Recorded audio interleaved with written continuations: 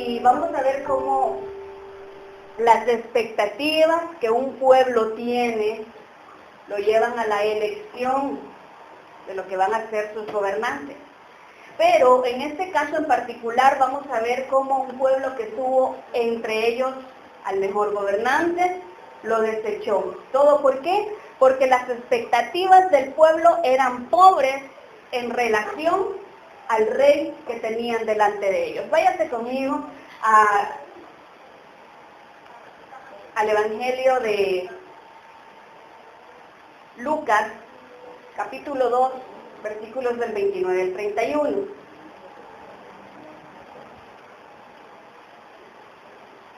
Lucas 2, del 29 al 31, cuando tenga la palabra, se pone de pie para reverencia a ella y me da un fuerte amén. Lucas, capítulo 2, del 29 al 31. ¿Lo tenemos, iglesia? La palabra se lee en el nombre del Padre, del Hijo y del Espíritu Santo, y su palabra nos dice: Ahora, Señor, despides a tu siervo en paz, conforme a tu palabra, porque han visto mis ojos tu salvación, la cual has preparado en presencia de todos los pueblos. Vamos a orar. Buen Dios y Padre, te damos gracias porque nos permites estar reunidos en tu casa. Gracias, Señor, por la bendición que nos has dado de ver un nuevo día y por tener la salud suficiente para dirigirnos hasta este lugar. Suplicamos, Señor, hayas tomado nuestra alabanza como una ofrenda delante de ti, pero ahora, Señor, ponemos nuestro corazón para que seas tú, Señor, por medio de tu palabra, dirigiendo nuestras vidas. Todo lo pedimos en el nombre glorioso de tu Hijo Jesús. Amén y amén. Estamos delante del pasaje donde un anciano ya, ¿verdad?, lleno del Espíritu Santo, así lo describe, dice que el Espíritu Santo le había revelado que no vería muerte hasta que delante de sus ojos no estuviese el Mesías. Y él estaba esperando, y dice que llevado por el Espíritu Santo, él fue al templo, justamente el día en que el niño Jesús iba a ser presentado de acuerdo a la costumbre. A los 8 días, ¿verdad?, cumpliéndose el tiempo de la purificación de ambos. ¿De ambos quiénes? De la madre y del niño. Esa era la costumbre. Y era llevado al templo, y este hombre guiado por el Espíritu Santo llega y le dice estas palabras, entre todo el diálogo, el versículo 30, porque han visto mis ojos tu salvación. Está delante de mí, en otras palabras, dice este hombre, el Mesías, el libertador, el ungido, el que va a llevar a este pueblo, o va a sacar a este pueblo de la esclavitud, de la opresión. Y esa era la expectativa de la época. El pueblo de Israel había vivido sumergido por en esa época por el yugo del Imperio Romano. Y aunque no era como en los tiempos de Egipto, ¿verdad?, que eran esclavos y que trabajaban literalmente para el imperio, en estos tiempos ya eran tiempos más modernos, pero la opresión del imperio se veía en lo alto de los impuestos. Entonces el pueblo estaba oprimido, estaba cansado de trabajar y trabajar y trabajar y no poder ver el fruto de su trabajo, porque todo se iba para el imperio en cuanto a impuestos. Y no solo eso, no tenían la misma libertad, no podían ver a un rey de acuerdo al corazón de ellos que conociese la ley, un rey como David, un rey como Salomón, un rey que ellos consideraran y que ellos pudieran decir, este es nuestro rey, y sentirse complacidos. Porque en esos tiempos era el imperio el que ponía a los gobernantes para las ciudades o para las naciones que estaban bajo su autoridad, y ponían los gobernantes que convenían al imperio. Entonces, el pueblo de Israel no se sentía en ninguna manera identificado con sus gobernantes. Por el contrario, sentían que estaban siendo gobernados por gentiles, sentían que estaban siendo gobernados por personas que no estaban a la altura, según ellos, de sus costumbres, de su ley, de sus tradiciones. Entonces, no estaban conformes. no estaban conformes, estaban siendo, ¿verdad?, golpeados económicamente por la alta tasa de impuestos que era puesto sobre ellos, y el cumplimiento. Si algo era duro en la época era la ley. La ley romana era una de las leyes más implacables.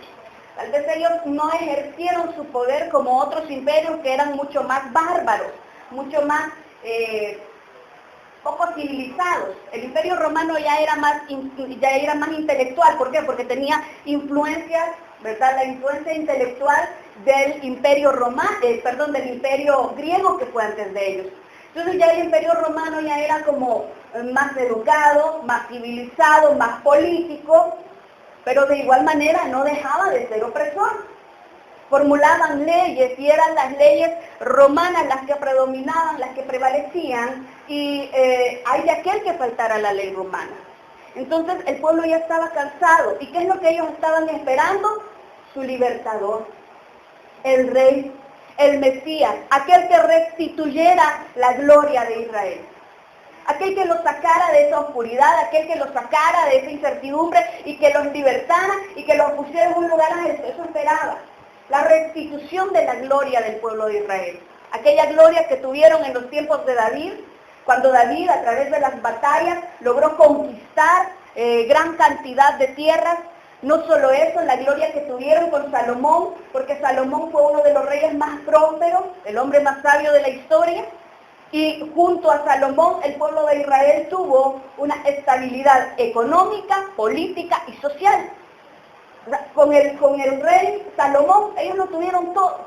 Eran un pueblo respetado, reconocido, eran un pueblo fuerte, económicamente estable, con un ejército fuerte, poderoso, y sobre todo con amigos alrededor. Ellos no tenían problemas con naciones vecinas, por el contrario, las naciones vecinas traían al pueblo de Israel bienes y traían al pueblo de Israel presentes para quedar bien con Salomón su rey. Entonces, esa gloria es la que el pueblo anhelaba. Esa libertad es la que el pueblo deseaba. Poder ser un pueblo nuevamente estable, financiera, social y políticamente. Cosa que ya no tenían. Ahora, las expectativas del pueblo, ¿cuáles eran? Que ese Mesías viniera y los libertara. Esas eran sus expectativas. No solamente este hombre, sino también había una profetisa en el templo esperando poder ver al Mesías. Y cuando el niño llegó, dice que la profetisa les hablaba a todos y les decía, este es el ungido de Dios. Es decir, en el pueblo de Israel estaba una expectativa amplia de ese libertador, ese que lo sacara de las dificultades diversas que estaban atravesando. Como ahora muchos pueblos, muchas naciones, incluyendo El Salvador, puedan tener amplias expectativas de poder salir de la crisis económica, de poder salir, ¿verdad?, de la ola de inseguridad, de que alguien venga y rompa con las altas tasas de violencia, de que ahora podamos ir a los hospitales y haya medicina, y tenemos expectativas amplias de que las cosas sean diferentes como nación, y eso es bueno, tener expectativas. Ahora, ¿cuál es el problema? Que nuestras expectativas muchas veces nos limitan, porque no vemos más allá, como decía aquel personaje, más allá de lo evidente. Y nos limitamos al hecho de ver una campaña política bien formulada o bien establecida, bien estructurada, pero no vemos lo que más allá se puede traer la elección de A, B o C candidato. Quiero que vea usted cómo el pueblo de Israel tuvo entre ellos, en medio de ellos, al mejor candidato y lo rechazaron por sus pobres expectativas. Váyanse conmigo a Mateo capítulo 5, versículos del 41 al 44. Fíjense que este Mesías se presenta y ellos esperaban que fuese un Mesías que se parase, ¿verdad?, frente al emperador romano y lo derrocara y le quitara el poder del imperio y que el pueblo pudiera ser libre. Contrario a las expectativas que el pueblo tenía de ese libertador que se rebelara contra el imperio, viene Jesús y enseña esto. ¿Lo tiene, iglesia? Mateo capítulo 5, versículo 41.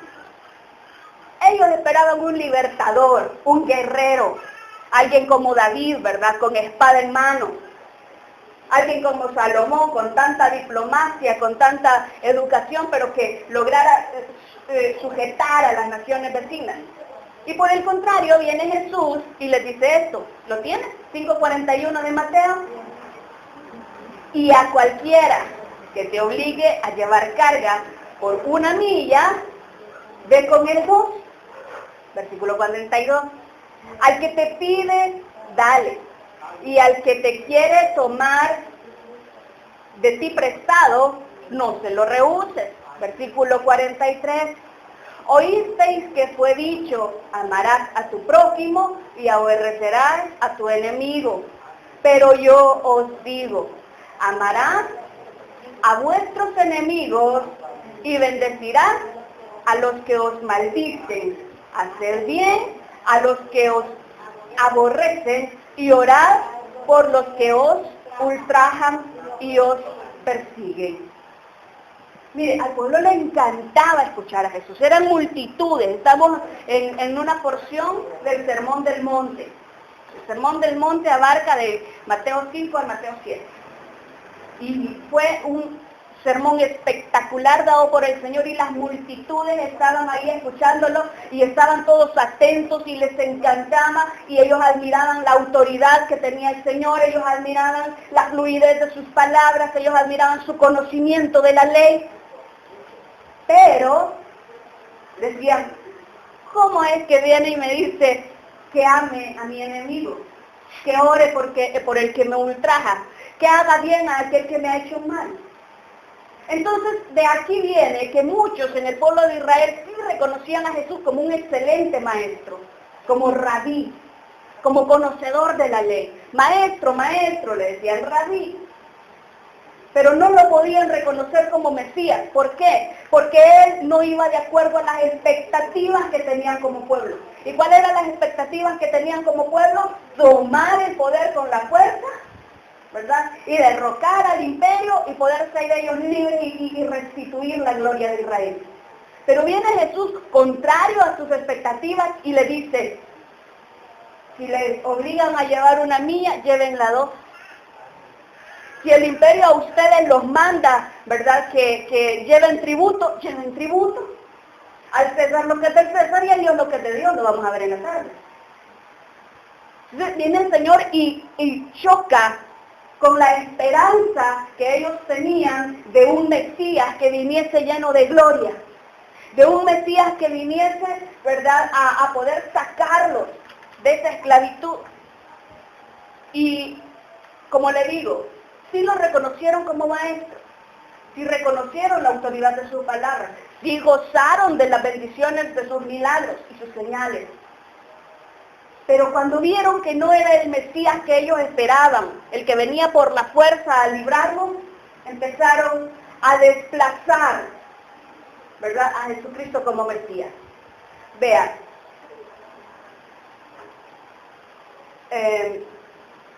Jesús rechazó la institución de los hombres. Hubo un momento en que dijeron, sí, él es el rey, Él es el que nosotros necesitamos como cabeza. ¿Y qué hace Jesús? Se aparta. Distinto, ¿verdad?, a lo que ahora muchos políticos hacen. Porque ahora los políticos tienen Facebook, Twitter, Instagram, todas las redes sociales habidas y por haber. ¿Y con qué finalidad lo hacen? De tener seguidores, de tener fans, de tener gente que esté, ¿verdad?, pendiente de lo que ellos hacen. Ahora los medios de comunicación y específicamente las redes sociales se han vuelto un modo en que las personas que necesitan, ¿verdad?, de nuestra simpatía, de la simpatía del pueblo, las utilicen. Contrario a esto, el Mesías, el Rey de Reyes y Señor de Señores, no se dejó llevar por la adulación de las multitudes. Vea Juan capítulo 6, versículo 15 y 18:36, siempre de Juan. 6:15 de Juan. Dice, pero entendiendo Jesús que iban a venir para apoderarse de él y hacerle rey, volvió a retirarse al monte él solo. Miren, ahí viene la multitud, ahí vienen los aplausos, ahí vienen las pancartas, ahí viene, ¿verdad? ¿Y qué hizo el Señor? Apartarse. No se quedó ahí para recibir la gloria y la adulación humana. Él hizo lo que tenía que hacer, enseñó, sanó, liberó de espíritus. Él hizo la función que el Padre le había mandado hacer, y cuando vio que venían las multitudes a proclamarle rey, entonces él se apartó. Y recordemos, si bien es cierto, él era 100% Dios, de igual manera era 100% hombre. ¿Qué significa eso? El hombre por naturaleza nos gusta que nos adulen, nos gusta que nos feliciten. ¿A quién no le gusta que nos feliciten? A todos nos gusta que nos digan, mire qué bien lo hizo, mire qué bonito, mire qué rica le quedó la comida. A todos nos gusta. Ahora imagínense 100,000 personas diciendo qué bonito lo que está haciendo. ¿A quién no le va a gustar? Y nosotros alardeamos de la popularidad que podamos llegar a tener, de la popularidad que podamos alcanzar. Contrario a esto, este Mesías no lo hizo así. ¿Sabe por qué? Porque él tenía claro que su reino no dependía de la aceptación de las multitudes. Aceptemos o no aceptemos, creamos o no creamos, Jesucristo es el Rey de Reyes y Señor de Señores. Y él sabía, él tenía clara cuál era su identidad. Vea el versículo, capítulo 18, versículo 36. Respondió Jesús, mi reino no es de este mundo. Si mi reino fuera de este mundo, mis servidores pelearían para que yo no fuera entregado a los judíos. Pero mi reino no es de aquí.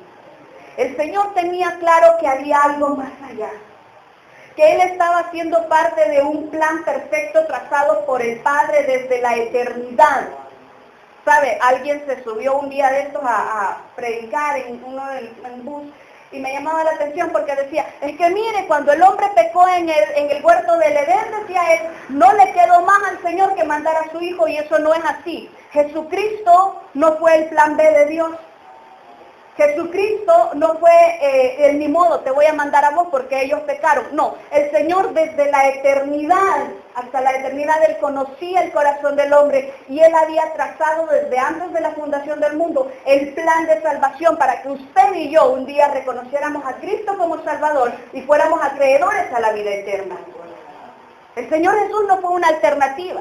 El Señor Jesús no fue un plan sacado de la manga de Dios. Estaba establecido que así fuese. Y el Señor Jesús sabía perfectamente que todo lo que Él pasase en esta tierra, en esos 33 años y medio de convivencia con los seres humanos, todo lo que a Él le pasase estaba bajo la voluntad del Padre.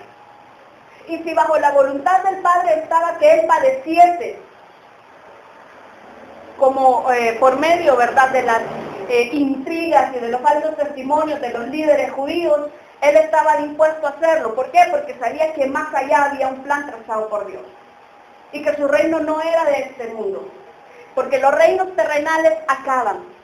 5 años en un país, 4 años en otro, 8 años en otro, todo reino tiene un periodo, todos tienen un inicio y todos tienen un fin, pero el del Señor Jesucristo es eterno. Vea conmigo, Juan el Bautista dudó también. Váyase a Mateo capítulo 11, versículo 3, tenga abierta su Biblia, que vamos a ver varios versículos. Mateo 11:3 dice, veamos desde el 2.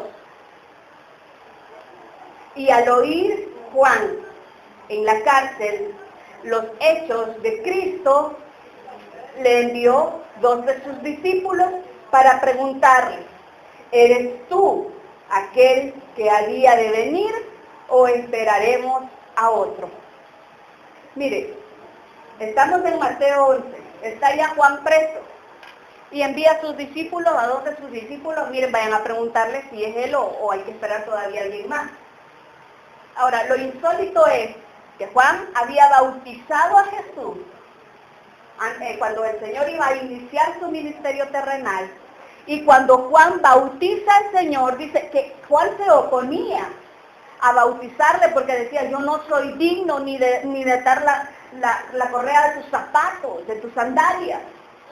Y el Señor le decía, es necesario hacer conforme a la justicia de Dios.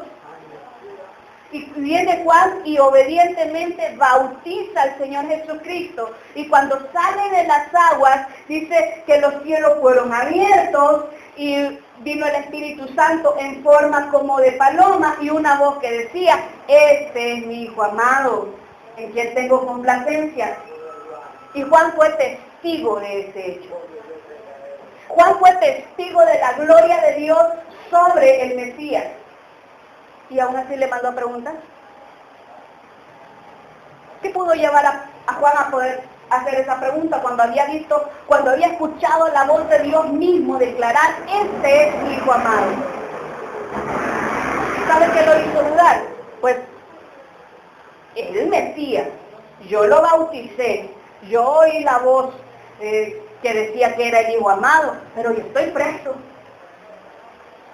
Y entonces, pues, que no era a liberarnos que venían, que no era el que venía a salvarnos. Como muchos de nosotros podemos decir, sí, yo le recibí como mi Señor y Salvador, pero más problemas tengo. Me quitaron el trabajo, me enfermé, mis hijos están graves, no tengo para la casa, me están embargando el carro, el negocio se me ha ido abajo, todo desde que recibí a Cristo. Porque como Juan posiblemente tenemos unas expectativas equivocadas. Y creemos que el Señor ha venido para salvarnos, ¿verdad?, de las dificultades materiales. Y la salvación del Señor es espiritual. El regalo de Dios es eterno. El Señor le puede regalar a usted $1 millón, ¿lo creen? No lo dudan, gente. No tienen fe, iglesia. Pero ese $1 millón se le va a acabar. Incluso, fíjense, el Señor puede sanarlo. Bueno, el Señor levantó a Lázaro de la muerte. Lázaro, a ti te digo, ven fuera, y Lázaro se levantó y estaba muerto. Pero le digo, Lázaro se volvió a morir.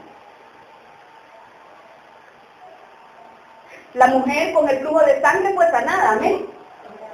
Pero esa mujer en algún momento se tuvo que volver a enfermar, o le dio grito, o le dio, no sé. ¿Son milagros del Señor? Sí, son milagros del Señor. ¿Son bendiciones de nuestro Padre? Sí lo son, pero son para que su gloria crezca. Lo que es realmente eterno es la salvación que está dentro de ustedes, a nadie se la quita. Y eso es lo que usted y yo debemos agradecer de nuestro Dios. No debemos poner nuestras expectativas en aquel libertador que nos viene a resolver todos los problemas. Porque cuando se nos dice, ¿verdad?, que el Señor tiene un propósito para nuestras vidas, si bien es cierto, Él puede darnos bendiciones terrenales, lo que Él más anhela es la salvación de nuestras almas. Y que un día, cuando nos toque ir a su presencia, podamos gozar de sus bendiciones eternamente.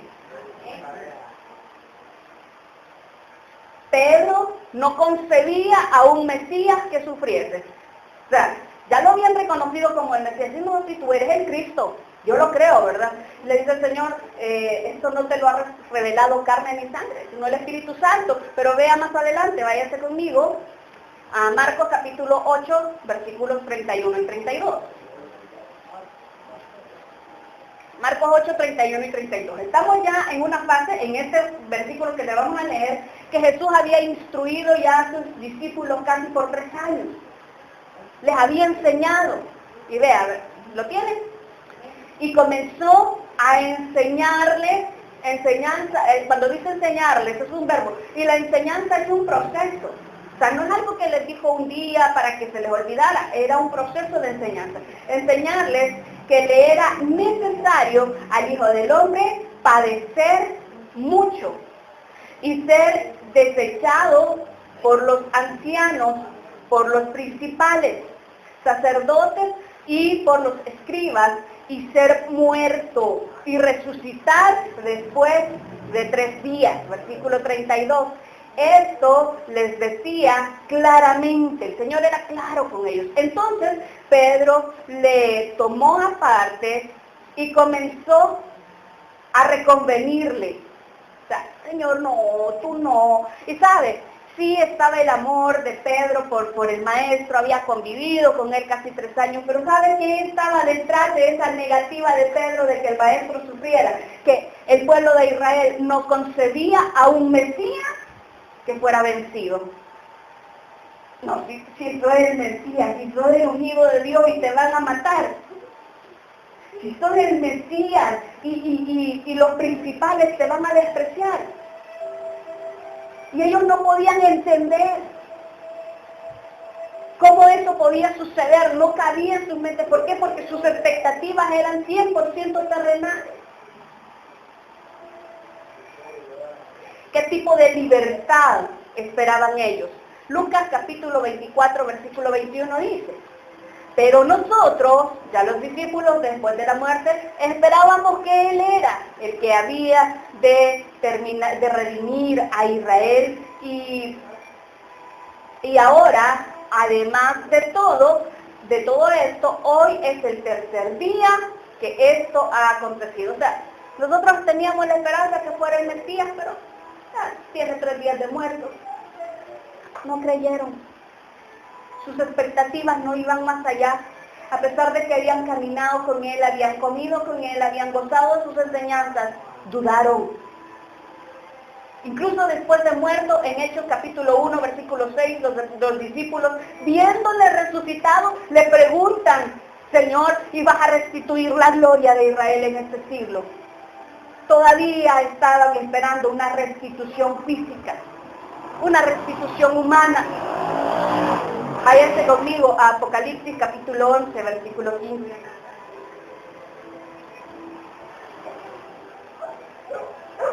El pueblo de Israel tuvo entre ellos al mejor candidato y lo rechazó. 11:15. Apocalipsis 11:15. El pueblo de Israel tuvo delante de ellos la mejor opción y la rechazó. Todo por dejarse llevar por expectativas pobres, por expectativas falsas. Pero ese rey no depende de las estadísticas, no depende de los votos humanos. A él le ha sido dada toda autoridad de debajo de la tierra y lo que está por encima. 11:15, lea conmigo. El 7º ángel tocó la trompeta y hubo grandes voces en el cielo que decían: los reinos del mundo han venido a ser de nuestro Señor y de su Cristo, y Él reinará por los siglos de los siglos. Váyase más adelante, 21, del 3 al 5. Apocalipsis 21, del 3 al 5. Lea por favor conmigo. Y oí una gran voz del cielo que decía: he aquí el tabernáculo de Dios con los hombres, y él morará con ellos, y ellos serán su pueblo, y Dios mismo estará con ellos como su Dios. Versículo 4. Entonces enjugará Dios toda lágrima de los ojos de ellos, y ya no habrá muerte, ni habrá más llanto, ni clamor, ni dolor, porque las primeras cosas pasaron. Y el que estará sentado en el trono dijo: he aquí